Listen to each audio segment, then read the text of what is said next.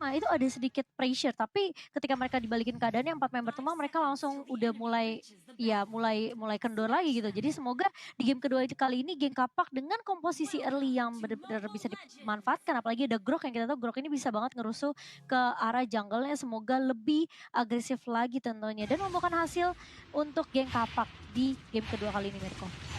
Yes, betul banget. Tapi langsung saja kita masuk ke Land of Dawn kali ini. Lagi-lagi guys, here we go. Anarchy Sena melawan GPX di game yang kedua dengan Violence yang menggunakan cowoknya di arah tengah berhasil untuk mendapatkan pressure-nya. Tapi lagi-lagi sih, seorang Grok ini memang clearing-nya dan early game level 1-nya bisa dibilang salah satu yang paling kuat untuk tanker ya, Gio. Yes, ini dua tank rusuh ya antara Chow dan juga Grok ya. Memang cukup merepotkan dengan kehadiran mereka berdua sebagai tank utama mereka. Tapi lihat Invisnya udah mendapat inisiasi dari tim RR Kisena. Hampir saja ditumbangkan dan masih bisa bertahan. Tapi Hazim melihat di area bawah mencoba untuk mencolong-colong nyawa dari seorang Yami dan juga Violence. Tapi ternyata darah yang sekarat membuat dia harus mundur ke belakang kali ini.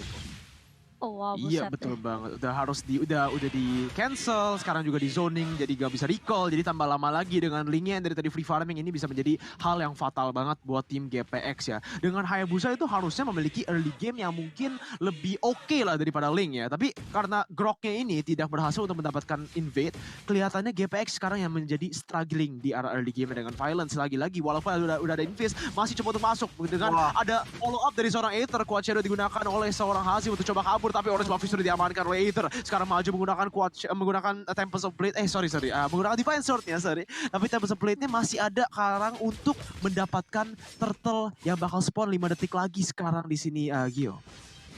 Ya setuju banget Mirko, apalagi kalau kita lihat Aether yang tadi udah mengambil semua objektif dari buff-nya, kali ini mencolong satu. Orange buff ini rugi bandar banget untuk seorang Hazim, bahkan dia masih level 2 berbanding level 5 dan ini nggak baik banget. Apalagi turtle yang udah hadir tengah-tengah lane of down, gak ada perebutan dari Geng Kapak. Dan ini sebenarnya bukan gameplay yang diharapkan oleh Geng Kapak, karena kita lihat dengan ada Invis yang seharusnya haras ke arah seorang Aether, dan itu nggak terjadi. Padahal Invis sebenarnya punya chance yang besar untuk arah situ, tapi lihat di area tengahnya udah ada portal yang dikeluarkan oleh Invis, mencoba untuk mendapatkan 1-2 J di area depan sana dari Violence-nya. Coba untuk bersabar dulu, belum ada Way of Dragon soalnya Mirko. Yes, betul banget. Dan Warlord lagi-lagi menggunakan Loi ini dengan rotation dan dispersion. Oh, wait a minute. Violence menggunakan Jeet Kunduz. Sayang sekali Invis masih punya anti-CC-nya. Langsung bisa kabur begitu saja. Tapi RRQ sudah berhasil untuk mendapatkan lead 1000 gold di menit yang ketiga, Cimomo. Iya, kalau kita ngeliat ya mungkin ini yang dimaksimalkan sama RQ Sena ketika mereka tahu Hayabusanya itu pasti lagi ngebuff sendirian karena Grok tadi kaburannya juga di awal kan, tapi kali ini lihat dari Aether sendiri mencoba untuk bermain agresif ke arah Aether. Ini harus berhati-hati juga dari RQ.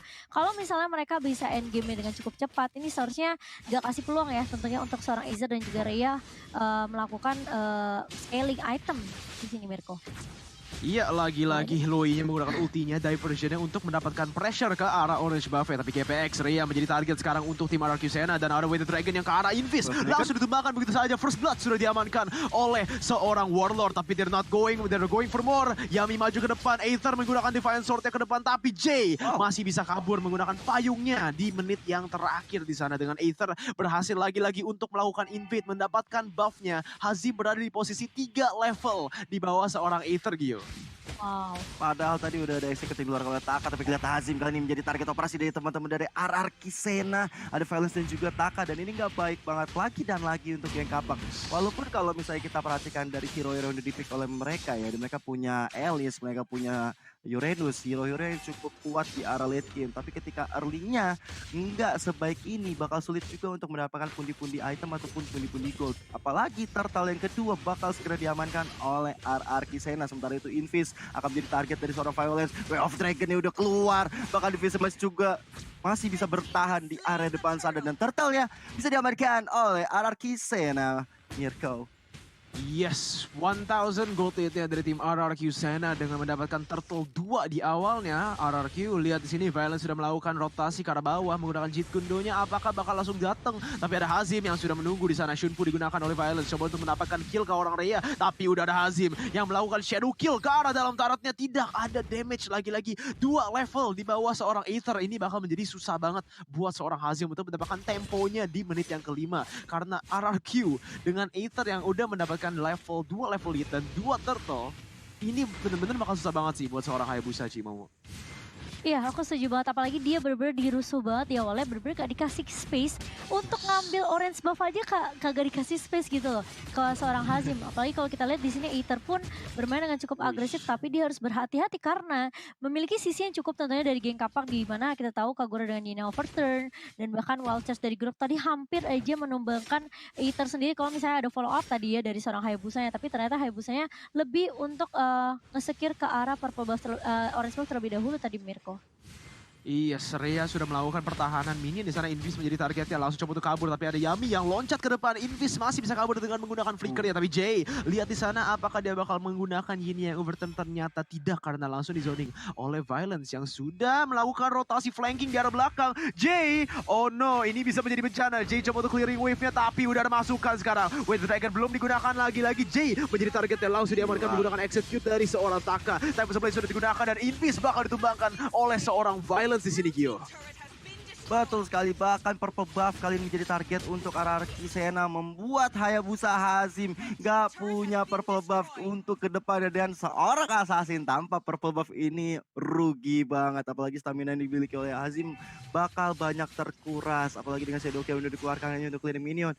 Ini menjadi apa ya, kalau bisa dibilang the only option untuk Hazim untuk mendapatkan pundi-pundi goldnya. Dan turtle yang ketiga udah di pop up oleh RRQ Sena. Kali ini Invis di garis depan mencoba untuk mendapat 1 point kill, tapi Aether di belakang sana mencoba untuk mendapatkan 1 point kill juga. Belum ada soft blade, bahkan yang pasukannya masuk ke arah seorang Kagura, tertusuk sudah paru-parunya kali ini, dan dapatkan juga turtle yang double kill. Aether masih mau lebih karena Invis triple kill kah? Ternyata diambil oleh seorang Taka kali ini. Masih mau lebih, ternyata dari geng Kapak memukul mundur barisannya. Rhea dan Hazim yang tersisa nggak bisa berbuat banyak, bahkan di area bawah outer turret akan diamankan oleh RRQ Sena kali ini. Cimomo, what happened dengan GPX Cimomo?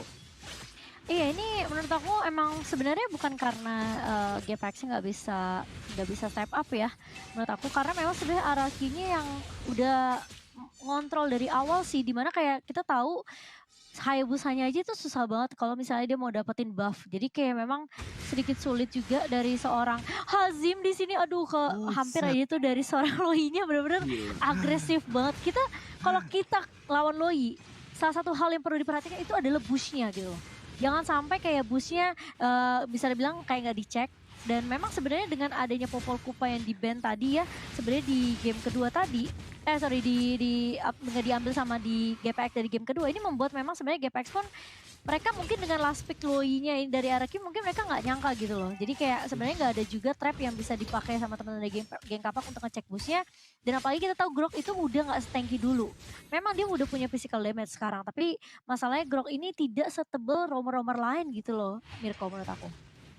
Iya, bener banget sih. Grok itu apalagi di early game ya, tapi lihat udah ada geng di arah atas. Aether menjadi target, sekarang Aether menggunakan Tempest of Blade lagi-lagi untuk mencoba dapatkan killnya, tapi Aether masih bisa melakukan juking yang sangat bagus dan dia bisa survive di bawah turretnya. Habis udah di geng sama 4 orang, tapi Aether lagi-lagi masih mencoba untuk maju di sini menggunakan Finch Poise dengan sangat bagus. Dan lihat damage dari seorang Warlord yang Loi yang gue bilang salah satu counter dari hero-hero early game dan melee dari tim mereka. Aether berhasil untuk meloncat ke depan mendapatkan killing spree buat diri sendiri. Aether masih bisa kabur di sana dengan Violence menggunakan Jeet Kundo, tidak bisa mendapatkan apa-apa, dan Rhea coba untuk maju lagi. Violence menjadi targetnya, masih bisa kabur lagi tidak ada ability yang kena, dan itu sayang sekali buat tim GPX kali ini di menit yang ke-10, Gio. Gila, ini 0 berbanding 7. Belum ada 1 poin kill yang didapatkan oleh geng Kapak. Bahkan di menit ke-9 Lordnya sudah hadir tengah-tengah lane of down. Ini menjadi PR besar untuk geng Kapak. Mereka harus coba mendapatkan 1 poin kill, mencoba untuk shutdown dari Aether. Dan menurut gua mereka harus coba lebih objektif. Dengan ada Hayabusa mereka bisa melancarkan serangan split push kalau menurut gua sih. Jadi seenggaknya Betul. mereka harus menculik dan juga mendapatkan satu turret supaya mereka bisa menyusul ke arah goldnya. Karena perbandingan 6.000 itu udah nggak baik banget di menit 9 seperti ini. Bahkan di area atas, Reiyanya, Inferno dikeluarkan oleh seorang Yami.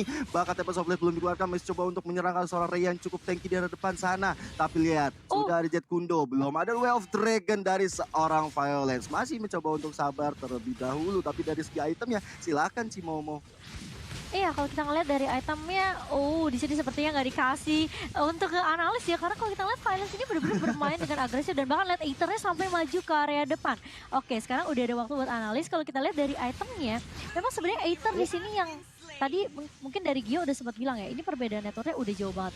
Hampir sekarang nyentuh ke arah angka 6.000 sampai 7.000. Sementara memang dari itemnya sendiri lihat, untuk Hazim aja belum ngedapetin Endless Battle.